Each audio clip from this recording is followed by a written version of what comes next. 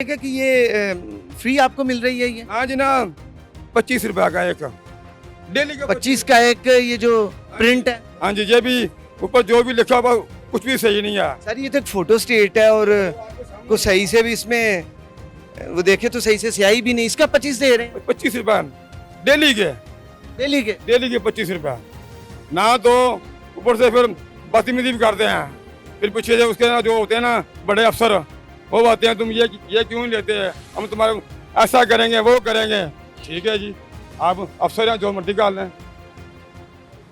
मामला ये तो ये 25 रुपए में आम बंदा जिसके पास चाय के पैसे नहीं हैं, वो चाय नहीं लोग पी सकते, लोगों ने अपना पेट काट रखा है कि चलो बच्चों के काम आ जाएंगे। क्यों जी? सारी बात ऐसा ही है ना भाई कि एक एक टाइम का लोगों ने जो भी चीज़ें हैं उनकी, उन्होंने चाय तो अब पुरतायुश चीज़ में शामिल हो गई है। पैसे होंगे तो कोई चाय पिएगा, नहीं तो लोग सारा सारा दिन बैठे रहते हैं मजदूरदार कि यार पैसे लगेंगे, चलो बच्चों के काम आ जाए।